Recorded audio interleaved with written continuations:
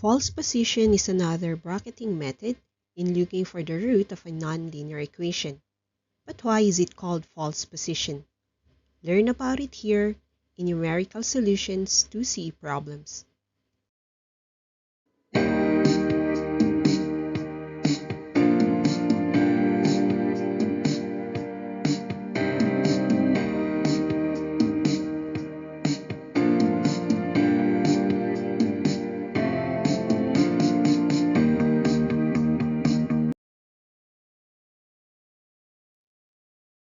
Regula Falsi or false position method grabs its concept in using linear interpolation in order to arrive at the root. This method is more systematic compared to the bisection method. So getting back to the question, why the name? Let's illustrate an interval where the left limit is a and the right limit is b. These points are originally connected by a curve. But regardless on which is positive, the 2 points are joined by a line instead of the curve the function really represents. So how can this concept reach the real root of the function? As the interval gets smaller, eventually the curve will look like a line, whereby the real and the false c will be one and the same. In this video, we will be deriving the formula or pattern used for this method, and the derivation uses the false root. At x equal to a, the y-coordinate is provided as f of a. This is the same with the right limit, where the y-coordinate is designated as f of b. The x distances can also be computed, where the distance between the false c and a is c minus a. And from the false root c to b is taken as b minus c. There are 2 functions that can be used for this method. It is up to you to choose whichever you feel more comfortable with, but both are derived using basic trigonometry. Having the line instead of the real curve, we can use the triangles form. By similar triangles, where we use the ratio of x to y to proportion the 2 small triangles involving a and b. From the first triangle, we can take c minus a is to negative f of a. Take note that f of a is measured downwards from the x-axis, so it is considered negative. Now take the other triangle involving b.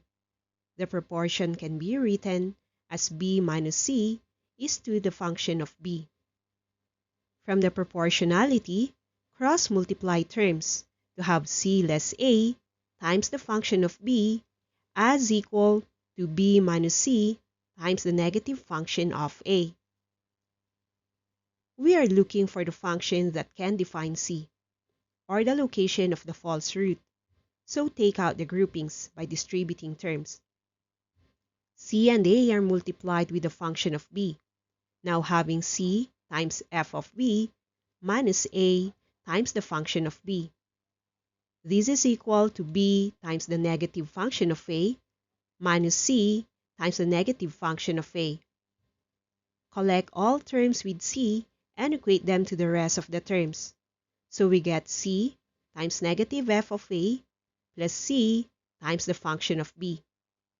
These are equal to negative b times the function of a plus a times the function of b. Factor out c from the left side of the equation to have c times the binomial negative f of a plus f of b. On the right, arrange the terms to start with positive, so we have a times f of b minus b times f of a.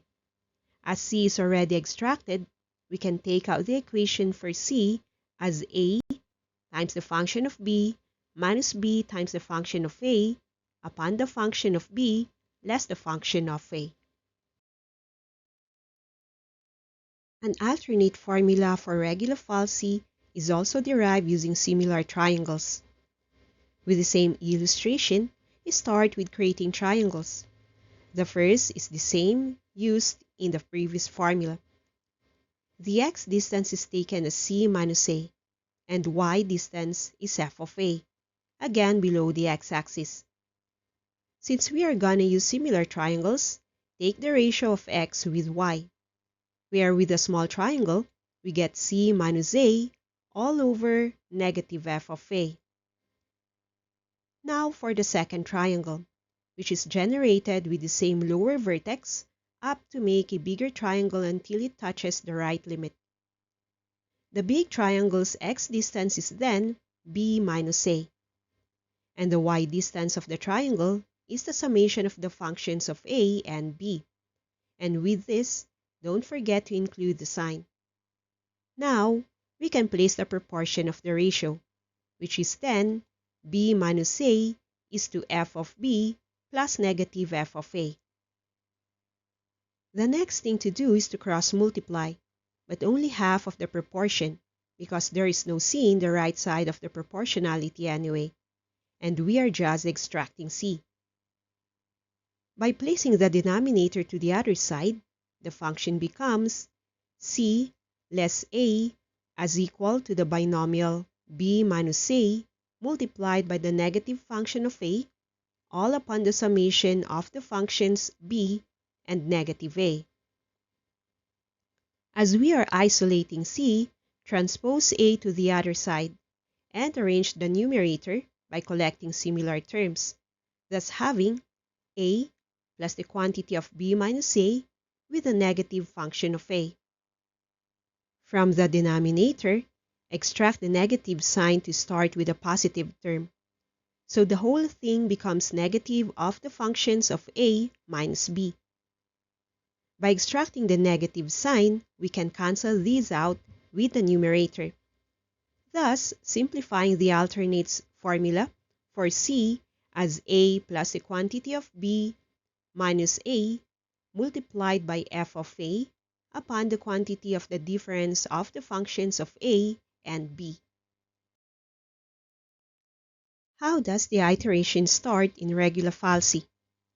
The iteration starts similarly as the bisection, although since the formula already contains more parameters, the relevant columns in the table will be a and b with their functions f of a and f of b, and then the column for the solved value of c and the y value of c after substituting it in the original function. Like the bisection method, c is the final root, and f of c is the determinant of which limit c should replace.